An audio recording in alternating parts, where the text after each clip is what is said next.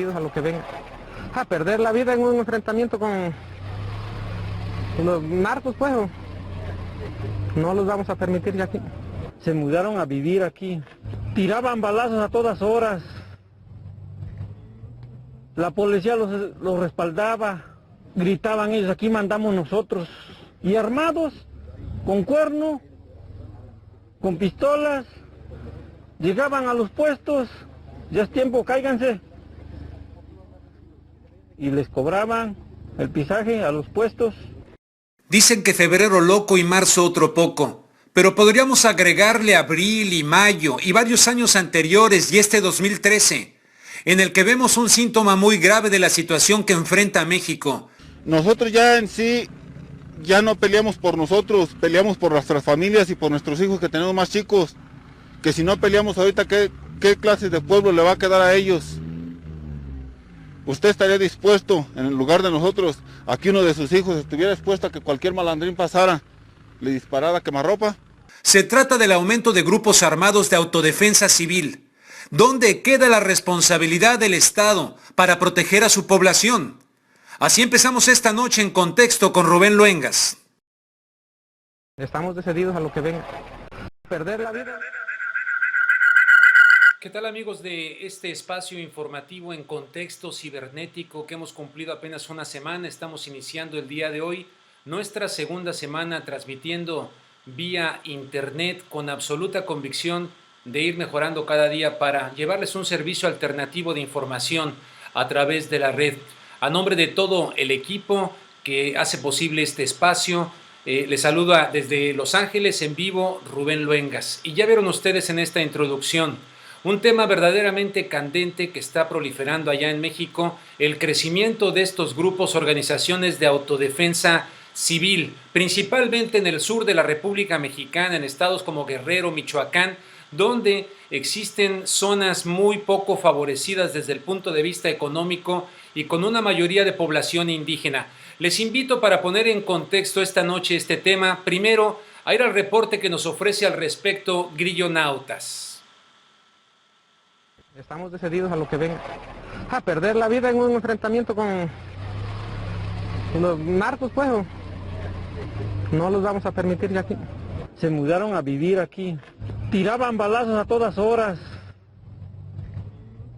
La policía los respaldaba. Gritaban ellos, aquí mandamos nosotros.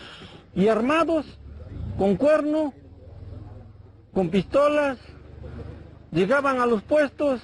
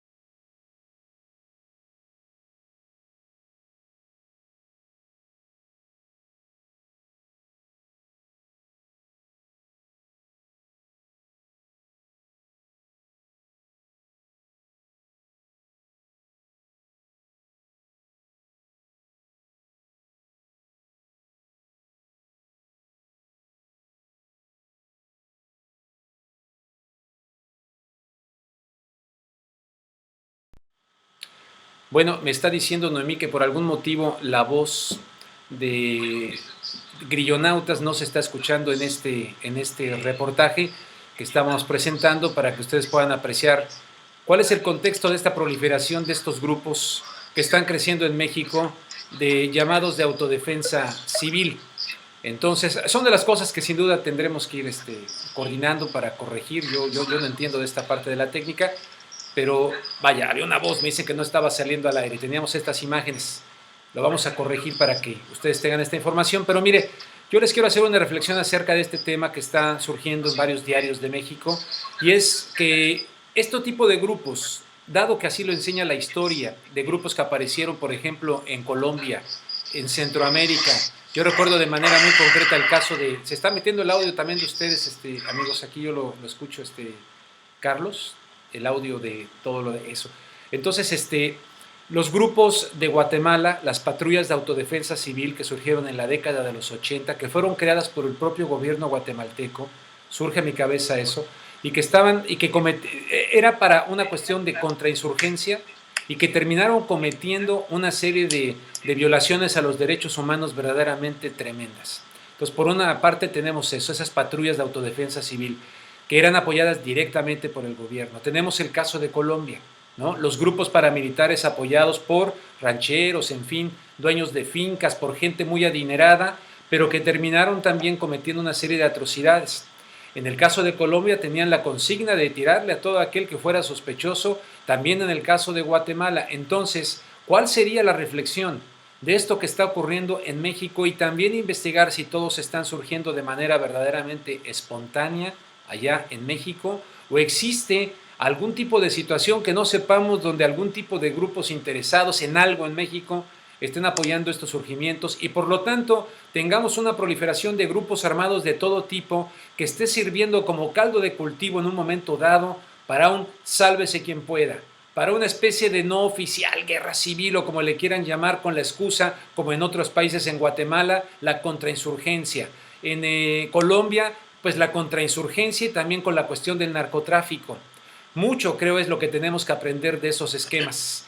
Vamos a pasar con algunos entrevistados que he invitado para que puedan analizar este tema. Más adelante vamos a tener también a Jesús Robles Maloff para hablar del tema.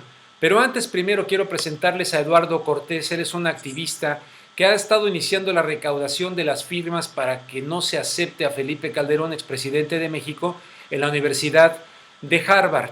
Y lo he invitado pues porque él ha estado muy pendiente de toda esta situación que no se le puede achacar únicamente a Calderón, este estado de descomposición que se viene acumulando desde hace mucho tiempo en México, pero nuestro expresidente más reciente, Felipe Calderón, que aparentemente con gran tranquilidad se va a la academia allá en Harvard, becado, y él es el que ha estado recolectando las firmas ante un escenario, ante un contexto como el que estamos presentando hoy, de mexicanos que se están armando, muchos de veras legítimamente, por decir, ya basta, si el Estado mexicano no nos puede defender, no puede cumplir con la función esencial de un Estado, que es proteger a sus ciudadanos, entonces nosotros nos armamos.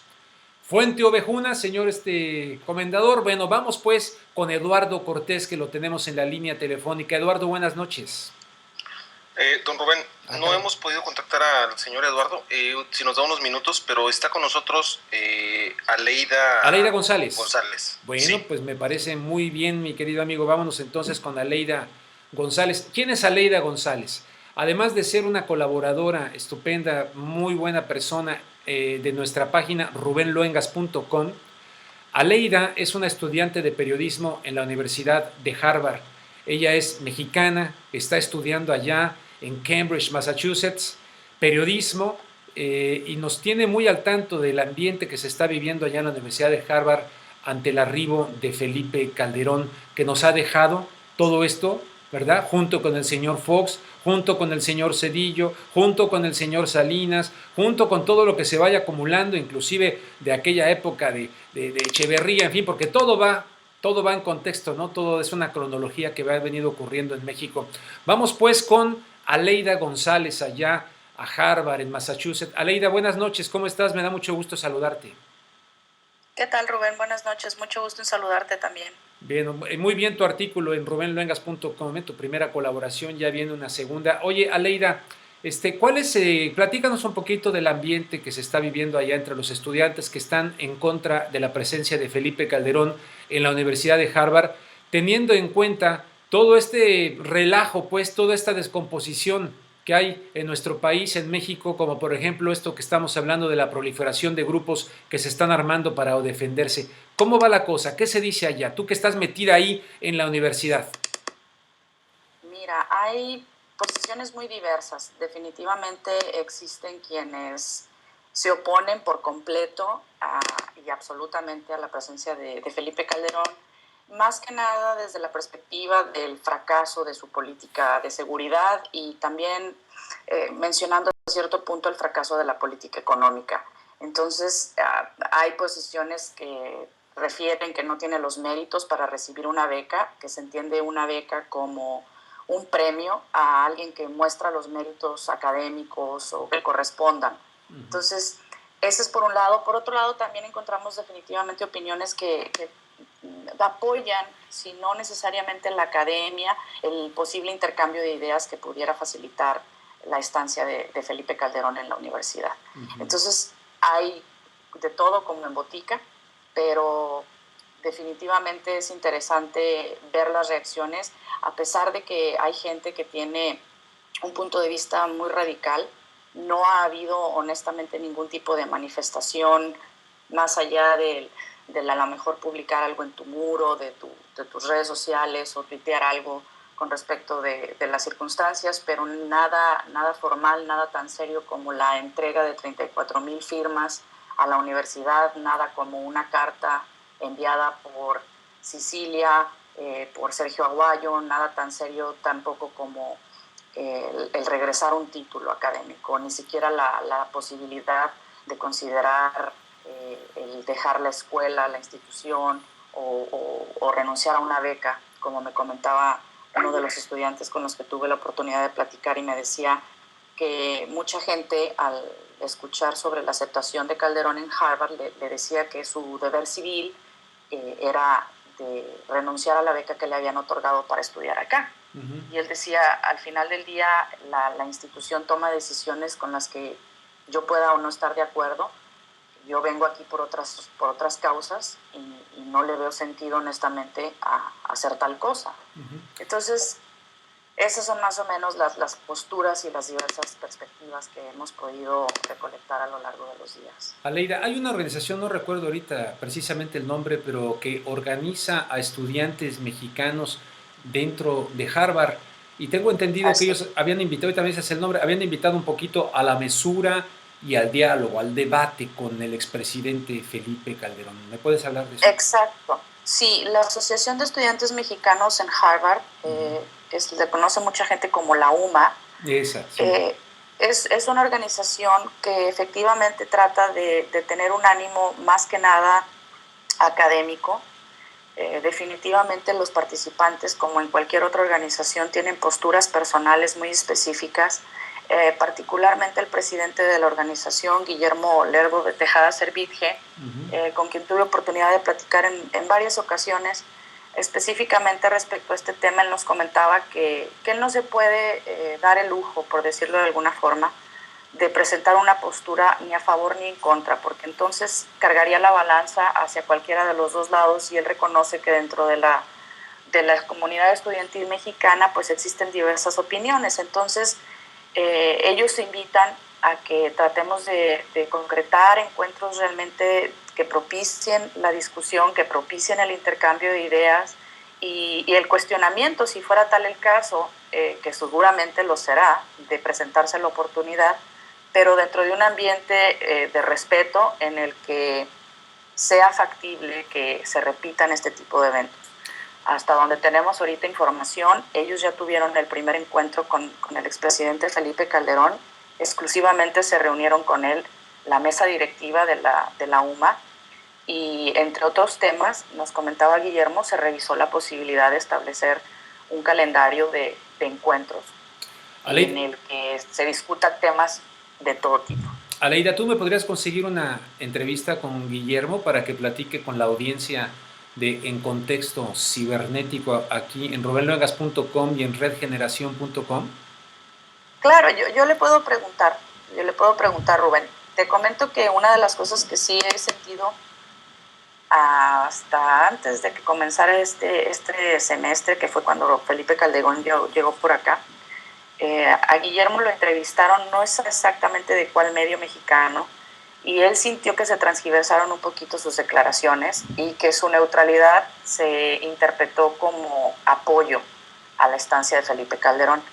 Entonces, a partir de ahí sí lo he sentido un poquito renuente a mucho contacto con los medios. Estuvo completamente consciente el día que se lo dije, que por ser la cabeza de una organización de estudiantes mexicanos y ante las circunstancias que están aconteciendo en estos momentos, pues va a seguir siendo motivo de entrevistas y no tuvo inconveniente en platicar conmigo, pero definitivamente podemos preguntarle si nos sí, no, porque si él siente que fue un malentendido y fueron mal tomadas sus palabras, nosotros aquí le ofrecimos este espacio para que la aclare. Que la aclare. Para que la aclare, ¿no? Sería realmente muy interesante. No vamos a hacerle ningún tipo de ataque ni nada, simple y sencillamente ofrecer el espacio para que nos dé su punto de vista y pueda aclarar. Aleida González, te quiero preguntar, tú como mexicana, que te fuiste a estudiar periodismo allá a Harvard, y que además, lo digo de cara a nuestra audiencia, qué maravilla que estés colaborando con nosotros en rubenluengas.com, tu primera colaboración muy, muy brillante, la pueden encontrar ahí en mi página. Como mexicana estando allá, ¿qué sientes de todo lo que le está pasando a nuestro país? ¿Qué sientes de escuchar esta noticia de que van proliferando estos grupos de autodefensa civil?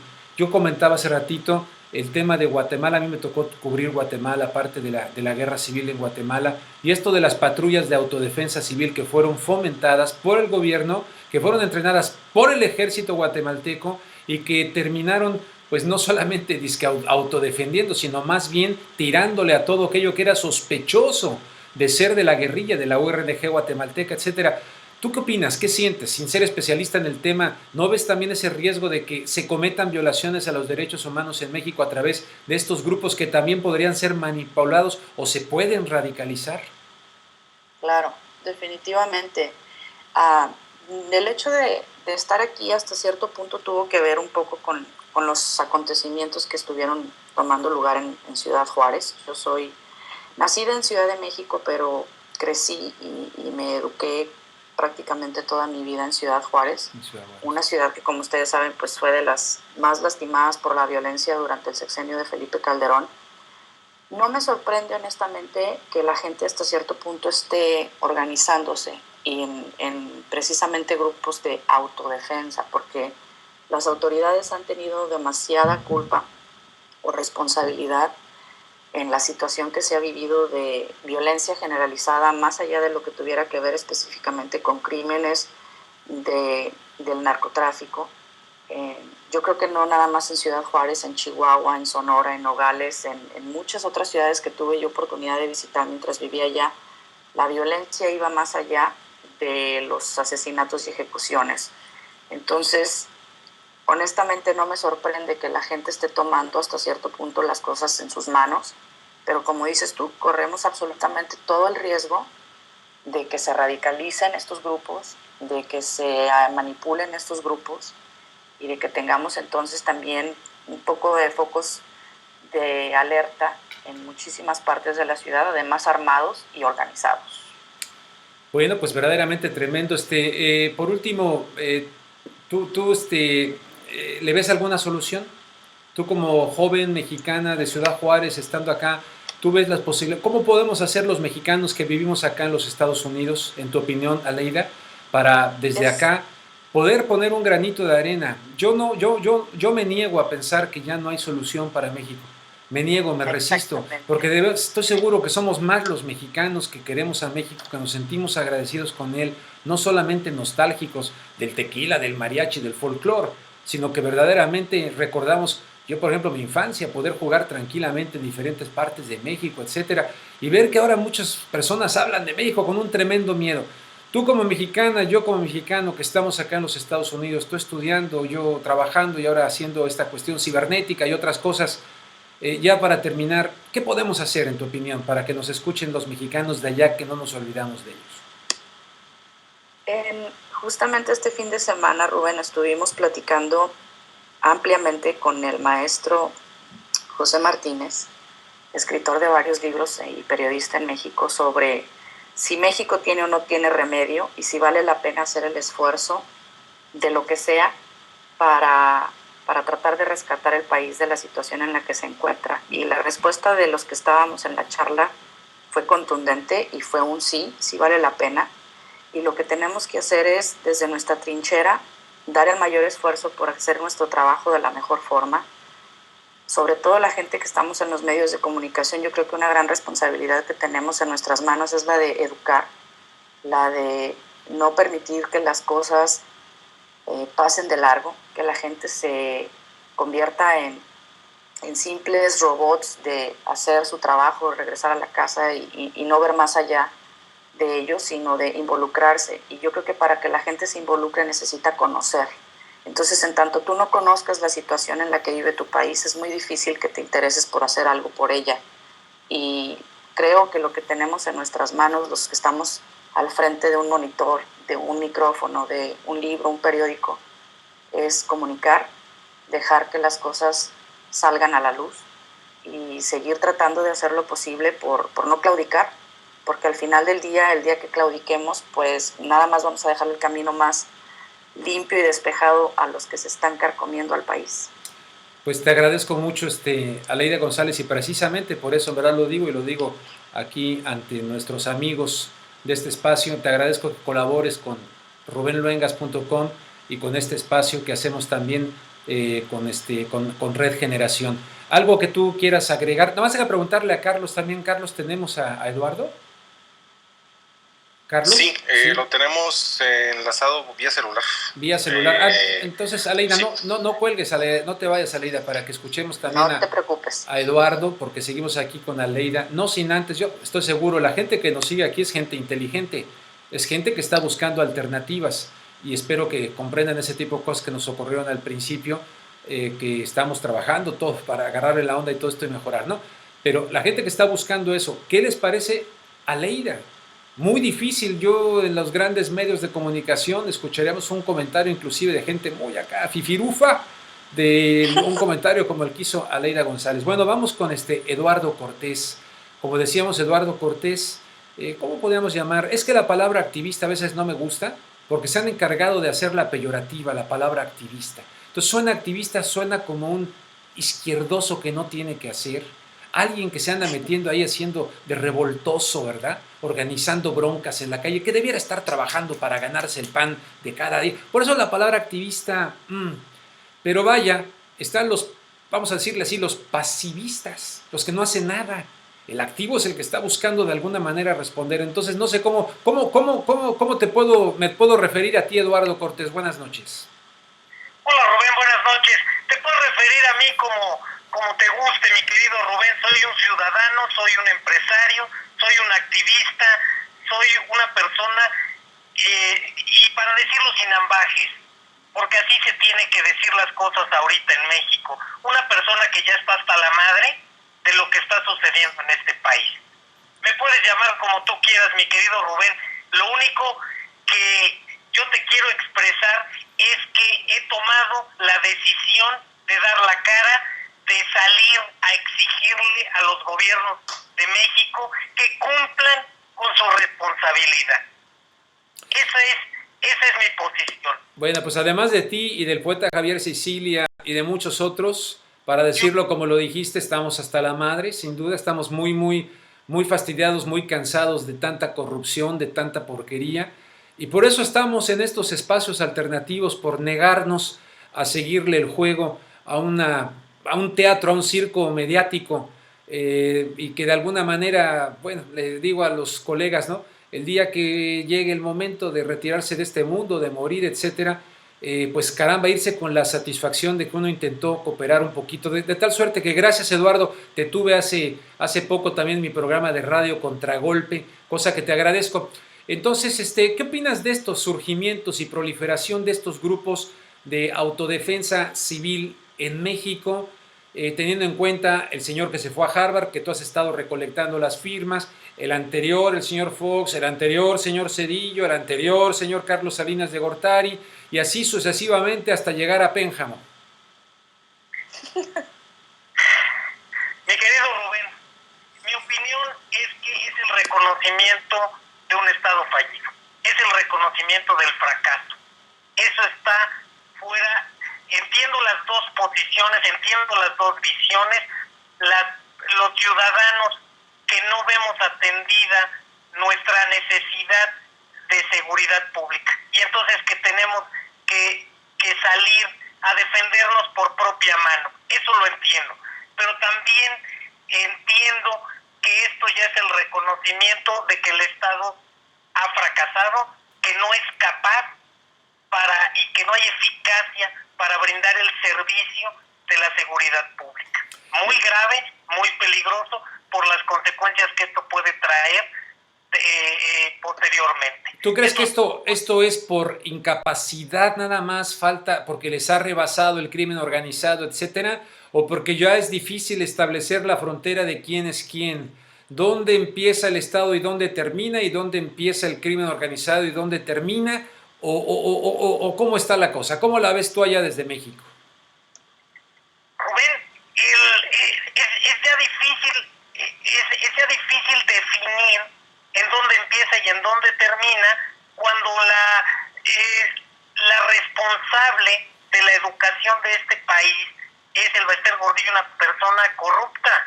Es una persona cuando el líder sindical del sindicato de petróleo le compra a su hijo un auto de $2 millones. Romero de Champs. Todos los políticos hacen ostentación insultante de su riqueza, de sus viajes, de sus casas, de sus yates, cuando le quieren exigir a este país un IVA en alimentos y medicinas. ¿Para qué? Para seguir robando. Ese es el punto, Rubén. Yo no me opongo a más impuestos, yo estoy dispuesto a pagarlos, pero que nos retribuyan con servicios públicos de calidad, con infraestructura de calidad, con salud, con educación de calidad, pero todo se lo roban, Rubén. Esto ya no puede seguir así. Sí. Aleida González te está escuchando, tú la conoces, de hecho ya me puso en contacto contigo, está estudiante brillante de periodismo en Harvard. Aleida, ¿qué opinas de lo que está diciendo por acá Eduardo? ¿O le quieres hacer una pregunta también? Nada más para agregar un poco a lo que está comentando, creo que tiene absoluta razón en decir que la situación en la que se encuentra el país y las organizaciones de autodefensa son un reflejo del estado fallido en el que se encuentra el país. Definitivamente la situación de la violencia no brota nada más a raíz de un grupo de narcotraficantes tratando de eliminar a otros, sino de muchísimas otras causas que, como te comentaba, de crimen generalizado y violencia generalizada que vive la ciudad. Entonces, creo que tiene toda la razón. Coincido también en que mucha gente pudiera estar dispuesta a pagar más impuestos. Creo que desafortunadamente el país no está como para soportarlos. Tenemos un país con una alta población que está en extrema pobreza y muchos en la miseria. Entonces, si pudiéramos decir vamos a pagar más impuestos, pero nos va a retribuir en mayor generación de empleos, en servicios de calidad, en infraestructura de acuerdo a los impuestos que pagamos, pues tal vez todos estaríamos dispuestos a hacerlo, pero bajo las condiciones en las que se utilizan los presupuestos y vemos cómo cada vez los estados se siguen endeudando más y la forma de sacar al estado en el que se encuentra es aumentar impuestos, pues no me parece razonable.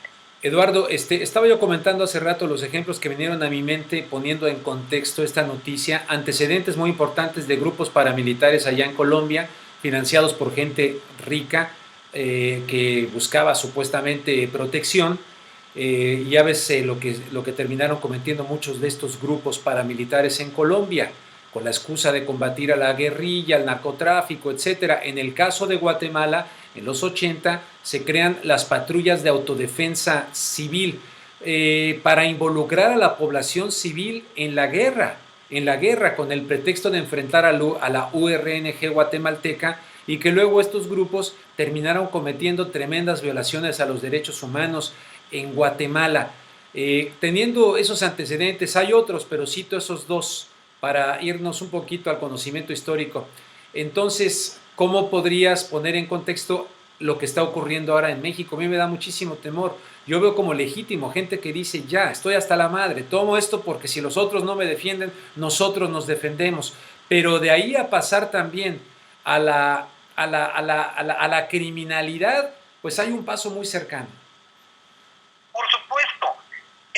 tentación que se va a presentar después y no va a haber manera de controlarlo, va a ser una anarquía. Estos grupos en este momento empiezan con la bandera de autodefenderse, pero después ¿en qué va a derivar?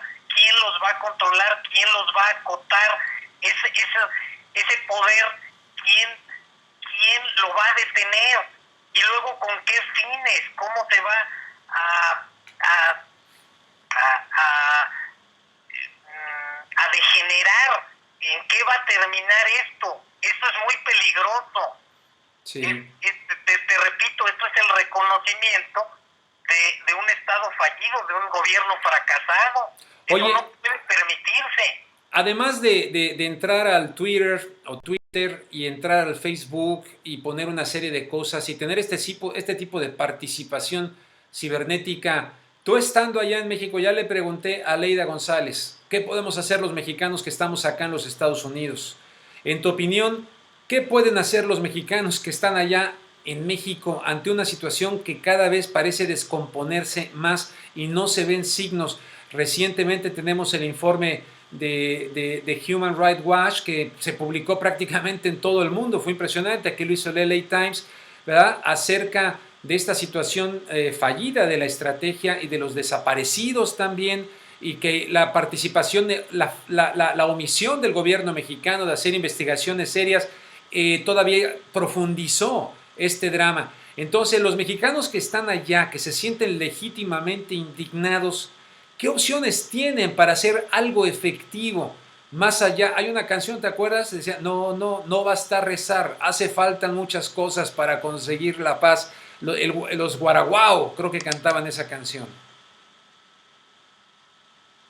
Rubén, yo creo que debemos de exigir, mi postura es informar a todos los seguidores que tengo en las redes sociales de lo que está pasando, de tomar la iniciativa de iniciar peticiones ciudadanas y exigir que las pocas instituciones que tenían credibilidad vuelvan a entregarse a la ciudadanía, como el IFE, que se perdió en cuotas partidistas, que se volvió un negocio electoral, que el Instituto de Acceso a la Información también regrese y recupere su función ciudadana, porque en este momento ya lo que pretenden es correr a todos los consejeros del IFAI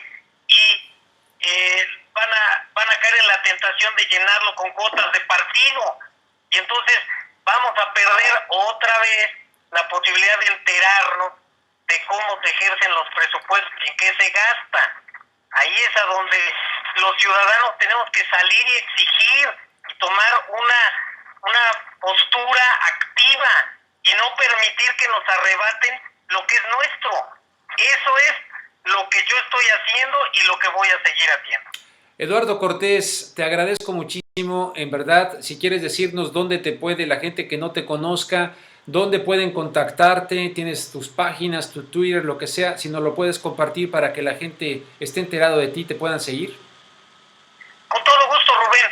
Mi cuenta de Twitter es @C de casa, E de Eduardo, Cortés R. CE Cortés R. Esa es mi cuenta de Twitter y ahí emito mis opiniones y mis análisis acerca de diversos temas de economía, de política, sobre todo. Bueno, pues ahí también hago la promoción de lo que es mi petición a Harvard para que revierta la contratación de Felipe Calderón y obviamente algunas otras acciones y peticiones que voy a emprender.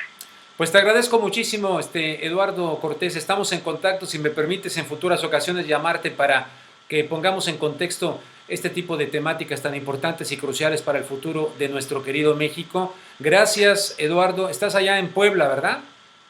Acá estamos, mi querido Rubén, el agradecido soy yo contigo y con todo tu auditorio por el espacio. Muchísimas gracias y nos despedimos también de Aleida González, allá en Massachusetts, estudiante de periodismo de Harvard, donde está becado el señor Felipe Calderón, Gracias, Aleida, por esta participación, eres muy amable. No, hombre, gracias a ustedes y muy buenas noches a todo el auditorio. Muy buenas noches y no se pierdan, léanla en rubenluengas.com. Ya nos ha enviado una segunda colaboración. Creo que llegará muy lejos ella como periodista porque tiene lo que se necesita, ¿no? Recuerden lo que les decía de Kapuczynski, una persona antes. El requisito indispensable para que alguien sea periodista, primero que nada, es que sea buena persona. Si no es buena persona, pues como decía Kapuczynski, los cínicos no sirven para esta profesión, para este oficio. Y ya la escucharon, tiene la inteligencia, tiene la convicción, tiene lo que se necesita para ser un periodista y además está ya en Harvard, pues buenísimo, ¿no? Bueno, vamos a pasar con Carlos Garza. Carlos Garza, acá lo tenemos de Red Generación, que nos va a dar el tema que también está llamando mucho la atención allá. Bueno, no llamando la atención, no es la palabra, porque si no, no es espectáculo, pero este tema justamente de la Cruzada Nacional en contra del hambre en México. ¿Qué pasa con eso, Carlos? Bueno, el tema de la cruzada es algo que traemos el día de hoy, sin embargo, es un tema bastante pues triste, que nos da la realidad del programa del hambre que está emprendiendo, la Cruzada Nacional contra el Hambre que está emprendiendo Enrique Peña Nieto. Nos comenta de que tienen a más de 400 municipios fuera de este programa, no está llegando a algunas comunidades en extrema pobreza. Por ejemplo, está el segundo municipio más con más extrema pobreza o con extrema pobreza es Patopilas, en donde tienen a 7.848 personas en pobreza extrema, el 55.4% de la población municipal. Hay otros como por ejemplo el de Urequi, que tampoco lo están considerando. También en esa población hay 1.043 personas en la misma contingencia, que es el 43.1% de la población. Está Badiraguato, que es el lugar donde nació el Chapo Guzmán, por cierto, y pues igual que los otros municipios no están considerados. La cruzada de Enrique Peña Nieto contra el hambre tiene únicamente una cobertura de 7.4 millones de mexicanos. ¿Dónde están los demás? ¿Dónde están todas las demás poblaciones, esos 400 municipios que no están considerados? Desafortunadamente, pues no están en la lista, no están siendo beneficiados con este programa, con esta cruzada. Entonces, bueno, pues exhortamos a que se atienda también a estas personas que también tienen el mismo problema. Y que se cambien las estructuras, es decir, las causas estructurales de esa hambre en México, ¿no? Recientemente presentamos un reporte de un crecimiento de nuevos hambrientos en México en tan solo 2 años, o por lo menos gente en pobreza, ¿no? Que lo dimos hace poco, el dato aquí en contexto, ¿no? Sí, del 1.3 nuevos pobres en extrema pobreza que se platicó la semana pasada. Exactamente, y también en la nota esta de sinembargo.com, pues lo ven como si se estuviera sembrando votos, ¿no? Ahora sí, para que cuando ha regresado el PRI a la silla presidencial, a Los Pinos, pues llegar así como, ¿te acuerdas de la estación esa? Yo no sé si exista todavía, decía la música del 620 que llegó para quedarse. Ellos van con la idea de que llegamos para quedarnos, aunque yo creo que nunca se fueron porque cambiaron de colores, cambiaron de personas ahí, pero a fin de cuentas el gran proyecto ese, ¿verdad? Ahí sigue, ahí está. Entonces, pero hay esta polémica ya en México sobre este tema, ¿no? Pues muy bien, ¿quieres comentar algo más antes de que continuemos? No, pues sería todo, recomendarles que vean la nota, la tenemos, también la trajimos para Red Generación, está también acá publicada, entonces para que la puedan ver está interesante y que pues todo el mundo sepamos la situación de esta cruzada, que no está siendo integral, que no está atendiendo a toda la población en extrema pobreza. Muy bien, oye, tenemos a Jesús Robles Maloff, ¿está? Sí, ya lo tenemos, Noemí. Dame un minuto, por favor. Ok. Bueno. Están enlazando la llamada. Bueno, mira, en lo que les dan un minuto, fuera de las que tenemos preparadas por aquí, me han mandado algunas notas para que se las comparta y son realmente interesantes. Déjenme decirles de estas, ¿no? Mire, resulta que quien fuera el secretario de la defensa después de Rumsfeld con el señor Bush, luego llegó Barack Obama al poder y heredó el cargo de secretario de la defensa, ¿verdad? ¿Se acuerdan? El secretario de prensa, discúlpenme, bueno, estoy hablando del secretario de prensa, no de la defensa, ahora sí que aquí me salí de oro. El exsecretario de prensa, ¿no? de Barack Obama, Robert Gibbs, admitió que la Casa Blanca lo presionó para que no reconociera la existencia del programa secreto de los drones en el extranjero, ni siquiera tenía permiso para hablar de ese tema. Vean ahí la importancia, el secretario de prensa, esto no es nuevo, esto ocurre con los secretarios de prensa, pero para que ustedes, sobre este tema de los drones, que es muy importante ahorita, es uno de los temas que aquí hemos subrayado para que entre noticias, ¿verdad?, ustedes puedan verdaderamente darle el golpe a noticias que no hay que perder de vista en este ritmo frenético de la información que nos lleva de una a otra, de otra, sin parar. No, tenemos que hacer una pausa, es lo que estamos tratando de hacer aquí para no dejar escaparla así nada más y entonces poderle dar el golpe. Una de esas es esa de los drones. Bueno, en otro tema, Estados... ¿Sí, señor? Perdón, ya está el señor Malof. Ah, perfecto. Bueno, nada más les termino de decir esta ya. Estados Unidos invierte una verdadera fortuna en becas para estudiantes extranjeros. Cerca de 300 altos cargos en diferentes países de esas becas han estudiado en los Estados Unidos. Entre ellos el presidente de Egipto, de Israel, en fin, y siempre estaban presentes en esas capacitaciones, de acuerdo con este informe que se ha publicado hoy acá en los Estados Unidos, personas del Departamento de Estado de los Estados Unidos. Se los dejo también ahí de tarea. Nosotros tenemos al señor Felipe Calderón, Fox no, porque ese pues apenas... ¿verdad? Pero sí tenemos a Ernesto Zedillo de la Universidad de Yale, tenemos a Carlos Salinas en Harvard, tenemos a muchos que han estado absorbiendo acá esta capacitación y muchos otros. Y luego cuando terminan sus chambas allá de presidentes, vienen para acá becados a universidades y por ahí va la onda, ¿no? El enroque, ahí va la cosa. Bueno, vámonos con Jesús Robles Malof, a quien ya estoy siguiendo en Twitter, hoy lo empecé a seguir, él está muy metido en el tema de los derechos humanos. Te agradezco mucho, Jesús, que hayas aceptado esta invitación de Red Generación y rubenluengas.com para hablar con nosotros en contexto, sobre todo este tema que hemos planteado el día de hoy del surgimiento, el crecimiento de patrullas o más bien grupos de autodefensa civil. Muy buenas noches, Jesús. Pues buenas noches, Rubén. Saludos a todos los que nos escuchan. Buenas noches hasta allá. Pues quisiera yo continuar un poco contigo para que nos ayudes a poner en contexto este tema de los grupos, principalmente en el sur de México, de alta población indígena, lo cual es preocupante porque mira, por ejemplo, en el caso de Guatemala, ¿no? Con los grupos, las patrullas de autodefensa civil en Guatemala, estos grupos tenían una política de exterminio a la guerrilla, a la ORNG, pero a través de la reubicación de la población indígena y la erradicación o muerte de toda persona o comunidad de personas sospechosas por medio de procedimientos violatorios de los derechos humanos. En México estos grupos están surgiendo realmente de manera espontánea, autónoma, sin manipulación de ninguna instancia gubernamental o de grupos que quieran hacer río revuelto ganancia de pescadores en México.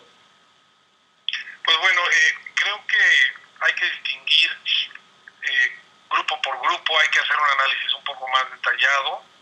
Hay un ejemplo que es muy conocido entre la sociedad en México, las organizaciones civiles y los movimientos, que es la policía comunitaria de la Costa Chica y la Montaña de Guerrero. Sí. Esto no es nuevo, esta policía está cumpliendo este año su 17º aniversario, si mal no recuerdo. Uh-huh. Y es un ejemplo de trabajo comunitario, de seguridad comunitaria, enfocada en los principios irrestrictos de respeto a los derechos humanos. Uh-huh. Y de conformidad también con las tradiciones de los pueblos indígenas. De los usos y costumbres. Hay que distinguir entonces este esfuerzo, por ejemplo, de la policía comunitaria. También podría hablar yo muy bien del esfuerzo de brindar seguridad comunitaria de la comunidad de Cherán en Michoacán. Y claro, pues han surgido otros, recientemente otros grupos, y habría que ver en cada caso, pues, y analizar su contexto. La Policía Comunitaria de Guerrero, por ejemplo, hace las cosas de manera abierta, tiene su página de internet, tiene sus documentos, están plenamente identificados y colaboran con las autoridades de manera que esta labor se da de forma complementaria. Además, en ambos casos que te comento, son esfuerzos que vienen desde la base de la misma sociedad, desde un legítimo interés por garantizar la seguridad de sus comunidades. Sí, totalmente de acuerdo contigo hacer esta decisión, porque en este caso, pues resulta una iniciativa no pasiva, ¿verdad? Es decir, lo que hablábamos hace rato con Eduardo, o sea, ¿qué podemos hacer? Bueno, estas personas ya no están diciendo qué podemos hacer, ya lo están haciendo. Es una manera de dar la cara, pues, para defender su patrimonio, su comunidad, su sentido de pertenencia, para que no vengan una bola de malandrines. Y la omisión por parte del Estado mexicano, entonces ya es una iniciativa, ¿no? Pero ves riesgos como, por ejemplo, el señor Chabat, él decía en algún medio de esto, de que estos grupos se podrían desvirtuar y podrían traspasar un límite y convertirse en violadores de derechos humanos, en una radicalización. ¿Tú qué opinas de lo que dice Chabat? Bueno, yo creo que hay un peligro, en efecto, que grupos de la sociedad en todo momento pretendan sustituir las labores básicas del Estado. Pero primero también hay que decir algo. El Estado ha dejado en grandes partes del país, y no es que casi en todo el país, de cumplir su misión básica, que es brindar seguridad e impartir justicia. Este es un problema que no justifica de ninguna manera la justicia por propia mano o la formación de grupos irregulares, pero sí creo que hay que siempre decir la falla del Estado en su papel principal. En ese contexto creo que la lucha debe ser a la par. La lucha debe ser por garantizar que las instituciones del Estado funcionen, que exista una política de seguridad basada en la seguridad de los ciudadanos y, por supuesto, evitar la creación de grupos que impartan justicia al margen de.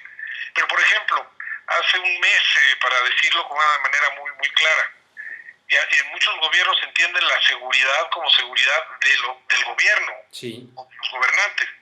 Había una estadística del estado de Quintana Roo que el 80% de los policías municipales se dedicaban a cuidar a personas del gobierno, es decir, se invierte todo sentido común, toda lógica y todo el principio constitucional en donde pues la seguridad es para los ciudadanos, no para los gobernantes. Y si las corporaciones se usan para proteger a los gobernantes, bueno, pues entonces se desvirtúa.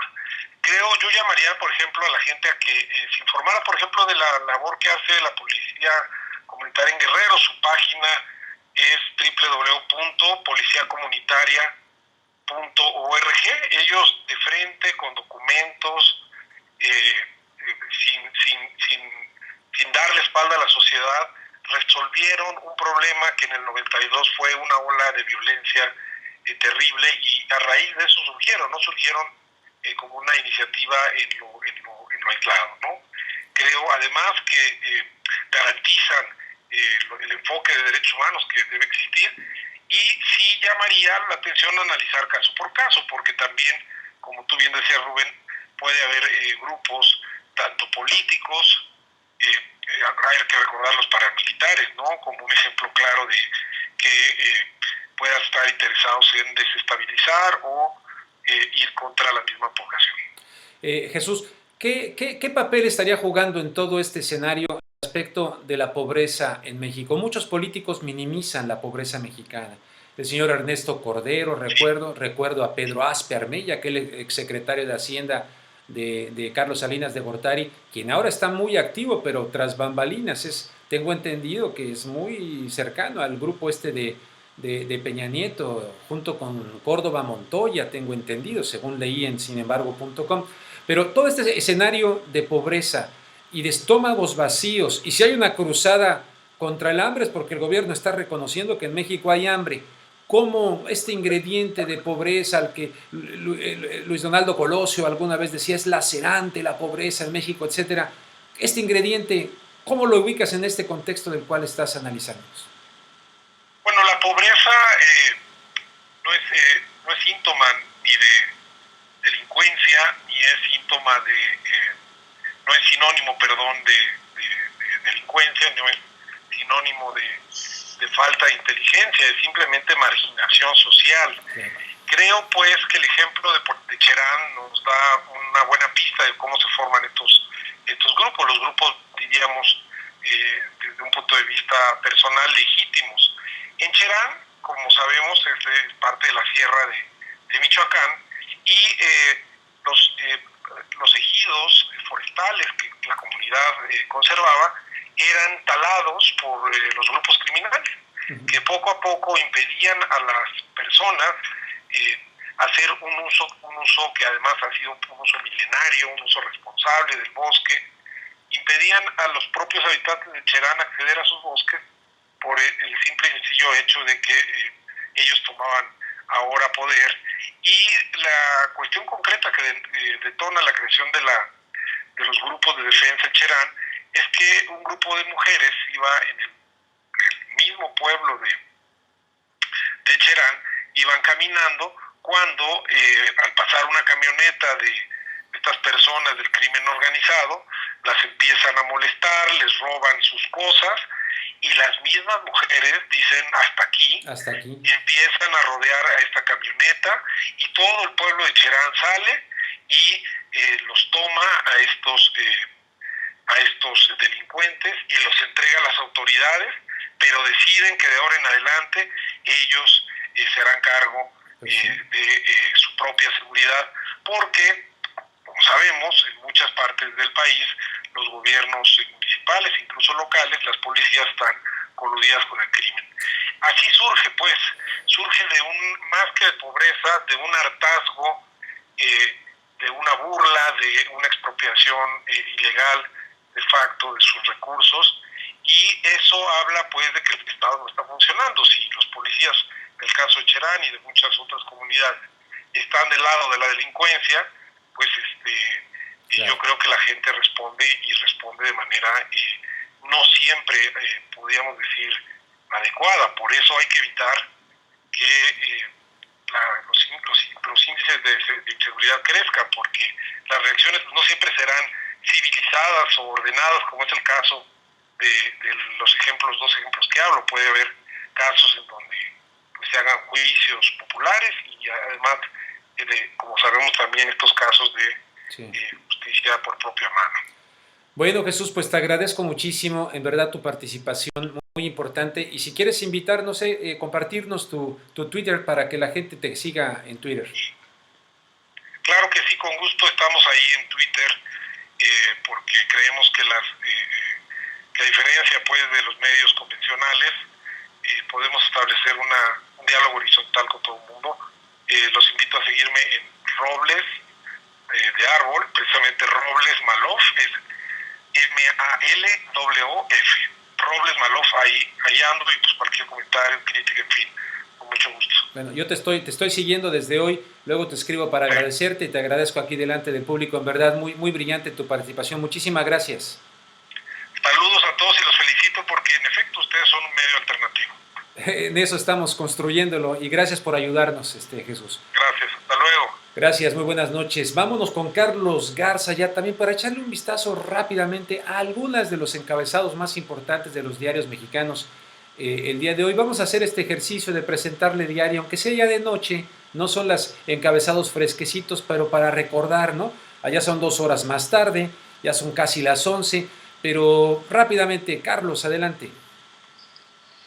Rubén, en esta ocasión nos va a apoyar Nash Acuña, una compañera de Red Generación, que ya tiene listos los titulares. Perfecto, adelante, quien tú quieras. Va Nash, por favor. Hola, buenas noches. Bueno, aquí empezamos con los titulares de este día. El Universal sale hoy con Mancera y equipo ocultan sus bienes, el jefe del gobierno capitalino, 19 secretarios y los 16 jefes delegacionales no autorizaron dar a conocer sus versiones de sus bienes patrimoniales.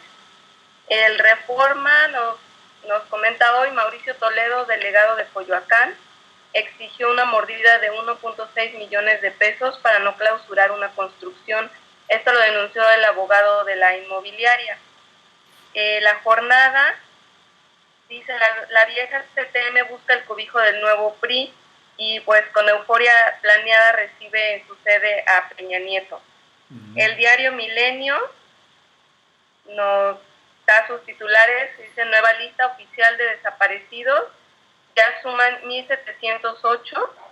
El reporte de Províctima, esto lo da el reporte de Províctima desde octubre de 2011 y actualizado en febrero de 2013. La jornada, surgen autodefensas en Acapulco y Coyuca. Habitantes de 20 comunidades constituyen un sistema comunitario de seguridad y justicia. Harán rondines, filtros y tareas de inteligencia. Bueno, esto es más o menos lo que se estaba comentando, ¿no? Alguna de las encabezados, pues te agradezco muchísimo, gusto en conocerte. Muy bien, Carlos, muchísimas gracias. Muchas gracias. Vamos a ir seleccionando también encabezados de diarios internacionales. Ya sabe usted El País, el ABC, el Universal de Caracas, Venezuela, Clarín de Buenos Aires, en fin, varios, Público.es de España y muchos otros que están surgiendo allá en España. Pero fíjese que el tema eclesial no concluye todavía. Voy a invitar aquí a Noemí León para que nos platique qué pasó con un cardenal que ya no va a ir al cónclave y es un cardenal, digamos, en este caso representando del Reino Unido, que le han acusado seriamente, Noemí. Así es, bueno, buenas noches a todos. El diario dominical de Observer, y aquí en México fue publicado por Sin embargo y Actualidad RT para Latinoamérica, reportaron que el cardenal católico Keith O'Brien, que es el presidente de la Conferencia Episcopal Escocesa, fue denunciado ante el Vaticano por un supuesto comportamiento inapropiado durante años, de hecho desde la década de los 80s. Según este rotativo, señala que 3 sacerdotes y un ex sacerdote se han quejado ante la sede pontífice de la Iglesia Católica Romana por esta supuesta conducta indebida que ahora el clérigo de 74 años llevó a cabo durante gran parte de su vida religiosa. Esta noticia genera una explosión muy grande porque él es la figura más veterana dentro de la Iglesia Católica en todo el Reino Unido, ¿no? Como mencionaste, estas acusaciones pues aluden a este comportamiento poco profesional del sacerdote. Y bueno, las víctimas fueron seminaristas que en su momento estaban a su cargo, y de acuerdo a la BBC, uno de esos 4 religiosos que tuvo al cardenal como director espiritual en su momento, relató que tuvo acercamientos inapropiados de O'Brien hacia él tras las famosas oraciones nocturnas que le causaron depresión y cambios de personalidad. Bueno, la reacción a todo esto fue que este aspirante al papado pues quedó descartado y dimitió tras ser acusado por este tipo de comportamiento, y ahora Reino Unido pues se queda sin representante para la elección del nuevo papa. O sea que va a salir un poco de menos de humo blanco, ¿no? Un poco de menos el leño. Exactamente, un papelito menos que quemar. Un papelito menos que quemar allá. Bueno, pues sigue la mata dando en este asunto. ¿Qué te parece, Nami? ¿Nos vamos un poquito a lo de Pablo Milanés? Sí, estamos listos con lo de Pablo Milanés. Vamos a lo de Pablo Milanés. Pablo Milanés anda que por ahí de los 70, resulta que va a regresar después de una ausencia considerable, va a regresar a los escenarios, se va a presentar en San Sebastián, allá en España, o dirían en el País Vasco, para que me van a regañar los vascos. Se va a presentar allá pues en San Sebastián Pablo Milanés después de esta ausencia, y queremos presentarles, ¿no?, aquí en contexto, pues una de las canciones más emblemáticas o representativas, además de Yolanda, ¿no? Bueno, es El breve espacio de Pablo Milanés. Vamos a escucharla.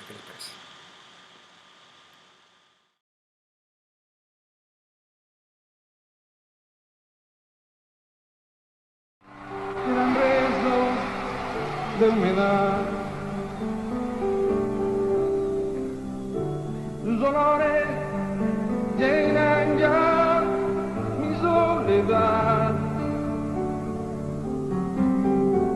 En la cama su silueta se dibuja cual promesa de llenar el breve espacio en que no está. Todavía yo no sé si volverá. Nadie sabe al día siguiente lo que hará. Rompe todos mis esquemas, no confiesa ni una pena, no me pide nada a cambio de lo que da. Suele ser violenta y ciega, millones de eternas, más entrega, cual si hubiera solo un día para amar. No comparto una reunión, más le gusta la canción que comprometa su pensar. Todavía no pregunté, te quedarás. No me mucho la respuesta de un jamás. La prefiero compartida antes que vaciar mi vida. No es perfecta, más se acerca a lo que yo simplemente soy.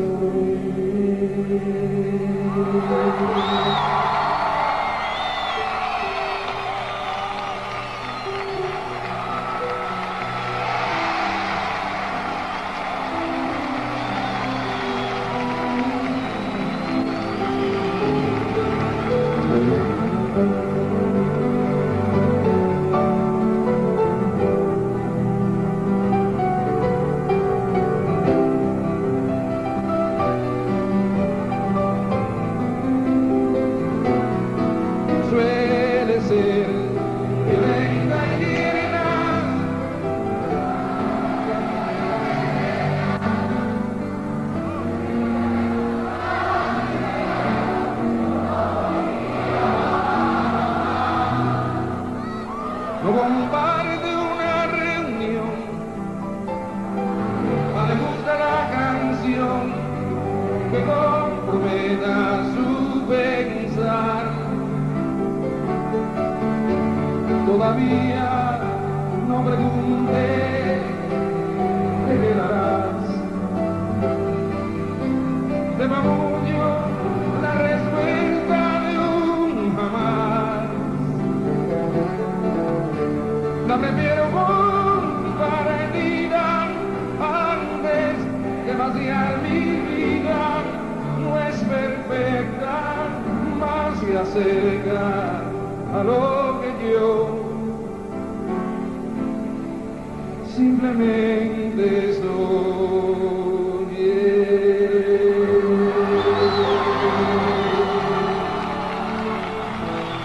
Gracias.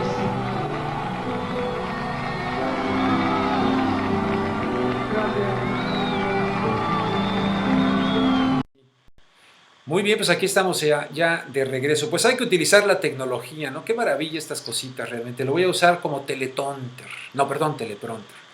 Pero miren aquí, un apuntador me mandó. No, tremenda nota, miren, para quienes vivimos acá en Los Ángeles. Está la ciudad de Los Ángeles y somos parte del condado de Los Ángeles. Está la policía de Los Ángeles y está el sheriff, el alguacil del condado de Los Ángeles. Pues resulta que nuestro sheriff, nuestro alguacil es el señor Lee Baca. Bueno, resulta que en las cárceles hay serias acusaciones de pandillas al interior de las cárceles por pandillas del sheriff. dentro de las cárceles acá en el condado de Los Ángeles. Además de un reportaje que un día se los voy a pasar acá, si se puede, no sé si se pueda, porque era cuando yo trabajaba en Telemundo, voy a ver cómo investigo eso, de lo que pasa con la criminalización de las que tienen problemas mentales. Aquí hay una cárcel, se llama Las Torres Gemelas la cárcel, donde meten a gente que comete alguna tontería porque tiene un problema mental y resulta que vámonos a la cárcel. Hijo, es tremendo. Bueno, nombran como sheriff del año a Lee Baca. A pesar de las investigaciones de abusos en las cárceles de Los Ángeles, según la Asociación Nacional de Alguaciles. O sea que estas se las doy aquí en este momento, está fresquecita la noticia. Lee Baca, el sheriff del condado donde vivimos aquí en Los Ángeles, lo nombran el sheriff del año, a pesar de todas estas acusaciones y la aplicación de un sistema que se confunde mucho para la cuestión de la deportación de indocumentados. O sea que así las cosas. Bueno, les invitamos para que nos sigan en redgeneración.com, en rubenluengas.com. Un saludo a todas las personas que están chateando. Yo pues no puedo chatear aquí con ustedes porque estoy en esto, si no, no puedo hacerle de todo. Pero les mando un abrazo muy fuerte. Gracias a quienes me siguen en mi página, rubenluengas.com. Les invito, si gustan, a seguirme en mi Twitter, que es @Rubén G. Luengas, y a Red Generación es @RedGeneraciónMX. Les invito también a que le echen una visitadita a mi canal de YouTube, ya está bastante decente, y desde luego al de Grillonautas, y desde luego también al de Red Generación. Y vámonos al pensamiento final. En esta ocasión no le hicimos la gráfica porque se me olvidó a mí mandarla allá a México para que la hicieran, pero es un pensamiento que a mí, mi madre, a quien quise muchísimo, una gran mujer en verdad, y le debo mucho a ella, sobre todo la cuestión de la honestidad y de la veracidad. Al grado que, miren, de repente me hablaban por teléfono a la casa y digo, di que no estoy. No. Dice, no, diles tú, yo no voy a mentir por ti. Diles que no estás, enfrenta tus... Ay, híjole, así me decía mi mamá. Y ella me repetía mucho esta frase: la esperanza es el sueño de los que están despiertos. Le agrego, tengo mucha esperanza en este proyecto. Tengo mucha esperanza en que hagamos algo positivo. Ojalá, les pido su apoyo a ustedes, difúndanlo, extiéndalo, para que no se muera en el camino, apóyenlo, creo que lo están haciendo. La esperanza es el sueño de los que están despiertos. Les invito a que juntos estemos despiertos. Vamos a que se despida ya en la Ciudad de México Noemí León. Noemí. Gracias, Rubén. Antes de despedirme, quiero mencionar que mientras me despedía del señor Eduardo Cortés Rivadeneira y agradecerle la entrevista que nos brindó, me comentó que ya hizo su petición oficial a la Universidad de Harvard para debatir personalmente con Felipe Calderón frente a sus alumnos. No va a querer Calderón. No, claro, bajo las condiciones que le impongan, con datos duros contra la versión oficial. Wow. Y bueno, él nos va a tener al tanto de la respuesta de esta universidad. Bueno, muy bien. Entonces, próximamente lo tendremos aquí para que nos cuente. Perfecto. Cómo evoluciona esta situación. Muy buena despedida, porque además nos agregaste un dato importante. Carlos, sí. Vámonos contigo, Carlos. Pues muchísimas gracias, Garza. Rubén, muchísimas gracias a toda la gente que nos acompañó y pues nos vemos el día de mañana. Gracias a todo el equipo de Red Generación, a todos. Bueno, gracias. Recuerden, la esperanza es el sueño de los que están despiertos. Wake up, despertemos, gracias. Nos vemos mañana, si ustedes gusten.